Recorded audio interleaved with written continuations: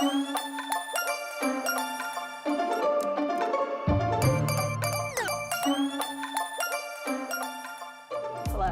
Hello.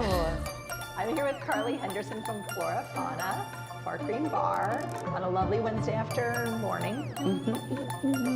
Morning, it's still before noon. Hi, how are you? Thank you for joining me. I am so amazing. Thank you so much for having me. I love Fort Green Bar. I'm so happy to be here. Absolutely. To tell us all the things about Flora and Fauna, how you got started, where you're at. Oh my gosh. Well, it started 2.5 years ago. It was just me. I started at a coffee shop, like many writers, and it became a passion project. Really, it was based on a kind of a 3-part process of just curiosity, of getting to know my city.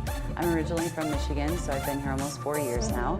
And 2.5 years ago, I was just wanting to meet more people, make more girlfriends, especially in the working community, the creative arts community. Yep. And so it came out of that curiosity process. Also came out of the passion of graphic design and layout design, because that is what I love to do. And also just really enjoying Denver and just the whole environment and everything that's changing so exponentially. I really wanted to capture that in a blog setting, but maybe push it a little further and start a zine about it. I feel like the content was there. Yeah. And we produced 7 copies. And this one, the spring issue, Nature Influx, just came out last month. And it sold out, and we actually had our release party here at Fort Green Bar. And it was incredible. It's so sexy and dreamy and ambient here. And Eleanor is the most amazing human, and she had been so gracious to host us. And it was a bitchin' time. I bet. It was rad.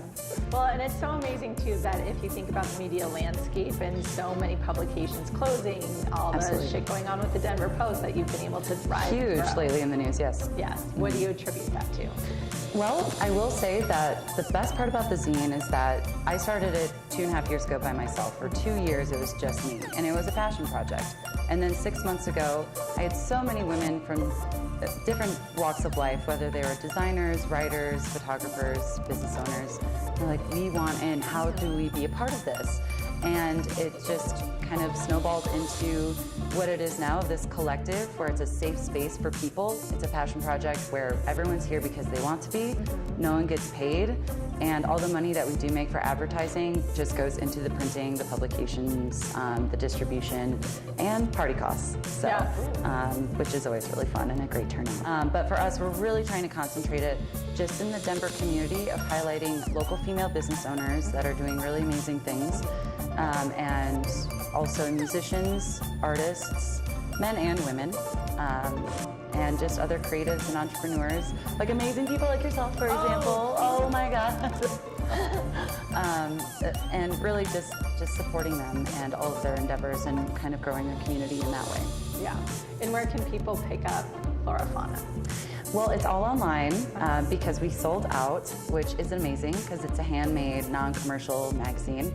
We're in the process now that for this one, we finally started doing advertising, which was really an amazing feat, but it's a whole new world, same as publishing. If printing it was a whole new world for me to learn everything about that. Yeah. So you can just find it online right now because we are in the process of reordering. But with that being said, with all the other businesses that we've been connecting with and making friends with, Sub Rosa Mercantile has always been so supportive. Maddie's amazing, she's up in Sunnyside. Ashley as well for Midnight Rambler Boutique is great. And just small boutiques like that, we would probably host them. Willie, I know from the Rambo Hotel, general manager over there, we were talking about possibly putting the zines in the foyer or in the front room of the Rambo Hotel, which would be great because they just opened.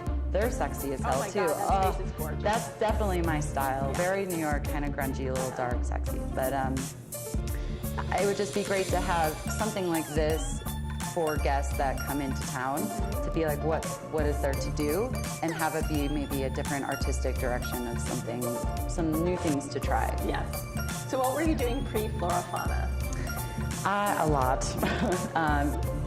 Jack of all trades in many senses, but for the most part, communications, sales, just the hospitality business. I worked for Alex Seidel at Mercantile Dining and Provision. I helped open that restaurant.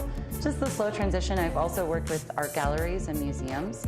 I went to art school. I'm from Michigan, so I went to Michigan State, and art school there was really amazing. Studied for museums and curatorial work. Oh, and I think, interesting.